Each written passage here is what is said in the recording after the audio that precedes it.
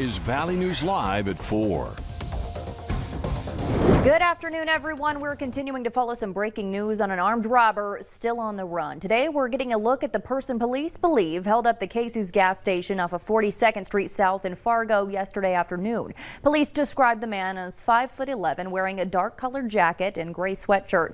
Police say this person threatened the clerk with a weapon and took off on foot with some cash. The clerk wasn't hurt. A canine track was done yesterday in hopes of finding him. That turned up empty. If you have any information, you're asked to call police at the number on your screen.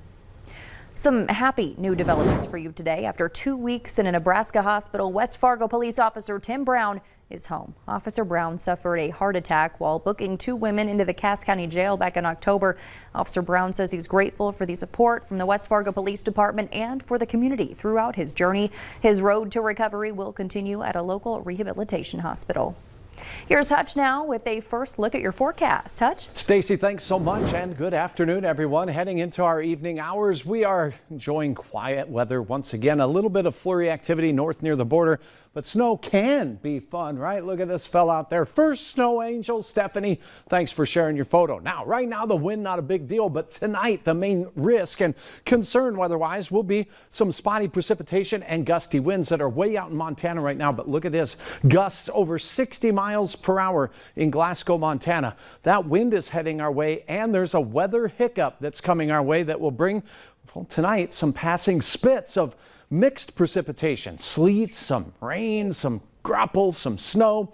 Tomorrow, a first alert weather day has been declared because we have the combination of those gusty winds and flakes. For some, it will produce very tricky travel. Here's what you need to know, though. For tonight, temperatures here in the FM area are going to be fairly steady to slowly falling with breezy conditions into our evening hours. We'll see those 30s continuing through the evening with wind picking up out of the west. It'll gust over 40 miles per hour by daybreak. I'll have hour-by-hour details on your first alert weather day forecast for your hump day. Stacy here in just a minute. All right. Thanks so much, Hutch.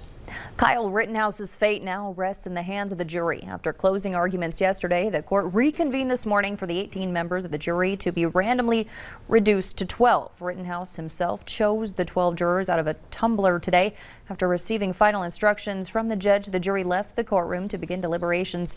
Rittenhouse is charged with killing 2 men and injuring a third after violence broke out in Kenosha following the police shooting of Jacob Blake last summer.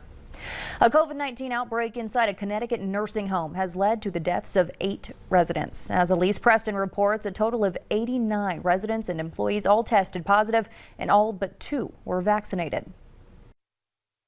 COVID-19 swept through Gear Village Nursing and Rehabilitation Center in North Canaan, Connecticut, taking the lives of 8 residents over the last 6 weeks. We were really proud of the fact that our employees stepped up. They took the vaccine, accepted it. All of our residents did early on.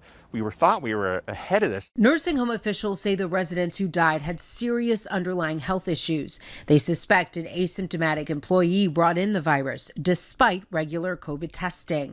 But they believe the biggest factor was waning vaccination effectiveness for residents who got their shots months ago. I think it speaks to the importance of getting the vaccine, and then when you're eligible, getting the booster. Administrator Kevin O'Connell says it's a cautionary tale. The facility was in the process of scheduling booster shots when the infection started. Booster shots are now available to any eligible adult here in New York City. That's also the case in California, Colorado, and New Mexico, actions that defy current CDC guidance. But those local and state officials say their citizens are at high risk. At the same time, other states are trying to find ways to get around federal vaccine rules. Idaho's legislature reconvened weeks before its regularly scheduled session, and lawmakers introduced about 36 bills dealing with COVID-19 vaccine and mask mandates. In Texas, the Attorney General has filed a motion for a temporary restraining order against federal vaccine requirements. And South Carolina's Attorney General filed a suit to stop vaccine requirements for healthcare workers. Elise Preston, CBS News, New York. Several states joined in the South Carolina suit, including Louisiana, Montana, Arizona, Alabama, Georgia, Idaho, Indiana, Mississippi, Oklahoma, Utah, and West Virginia. Many Americans are looking forward to a Thanksgiving with fewer social distancing guidelines in place this year, but some may be practicing distancing for economic reasons related to the high cost of going home for the holidays. High gas prices are getting attention on Capitol Hill, where senators held a hearing about why energy prices are rising across the board.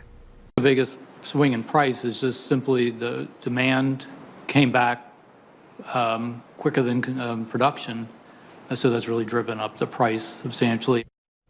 You can also expect to pay more to stay warm this winter. People with homes heated with electricity are expected to pay 6% more this year, while people heating their homes with natural gas could see costs rising about 30%.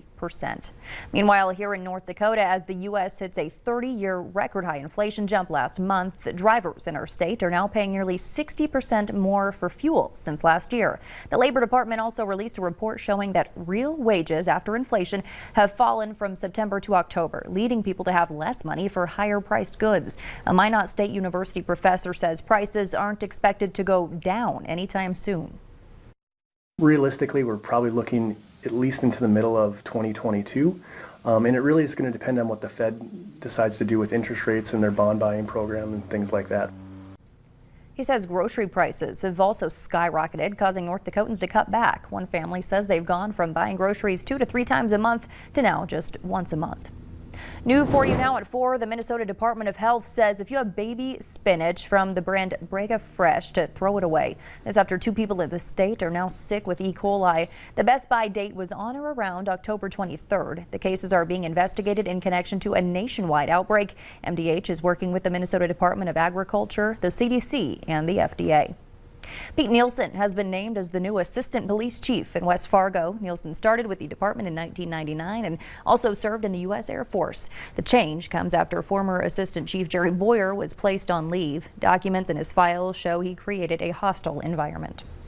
The Illinois State Fire Marshal and the Chicago Fire Department put on a demonstration today to remind people about the dangers of deep frying a Thanksgiving turkey. Experts say the fryer should be more than 10 feet away from your house, and be sure to keep children and pets away from the area. They say it's important to really watch the amount of oil needed because a disaster can happen quickly, and always have a fire extinguisher on hand just in case. You see how quickly that went into flame. You see our firefighters have a fire extinguisher to put that out. They're not using water. There's usually quite a bit of splattering and bubbling going on from the very high heat needed to cook the turkey. They suggest you not only wear oven mitts, but also an apron and safety glasses. Safety should also be top of mind when considering your Christmas lights. While you may want to scale your house to put those lights up, the owner of one custom lighting business has some advice for you to keep in mind. Remember not to plug too many plugs into one outlet to prevent electrical problems. And when you're climbing a ladder, be sure to have 3 points of contact on the ladder as you step up. They also urge you to inspect the wiring on your lights. Any damage to the wire can be problematic. Something historic happened in North Dakota. The Farmers Elevator Company of Hanford loaded the longest unit train in U.S. history, a train full of corn bound for Canada. The Honeyford Grain Elevator is the first United States facility to load an 8,500-foot or 1.6-mile-long unit train. Out in New York, giant balloon test flights are underway to prep new balloons for the annual Macy's Thanksgiving Day Parade. There are several new balloons making their debut this year, such as Ronald McDonald, Pokemon Pikachu and Eevee, Scientists by Netflix, and Baby Yoda. Some old favorites will also be there, such as Astronaut Snoopy, the Boss Baby, and Sonic the Hedgehog. The world-famous parade features a mix of giant character balloons, floats, marching bands, performance groups, celebrities, clowns, and of course the one and only Santa Claus. The 95th annual Macy's Day Parade will air on NBC from 9 a.m. to noon on November 25th. Lawmakers are addressing an issue when it comes to a seat failure during certain vehicle crashes. What you need to know is still to come. And tomorrow declared a first alert weather day because the wind right now not too bad will continue to increase. We have wind advisories here in the valley, wind warnings in the James River Valley, gusts over 50 miles per hour possible with snow. Travel trickery. I'll have hour-by-hour details on what you can expect in your backyard next.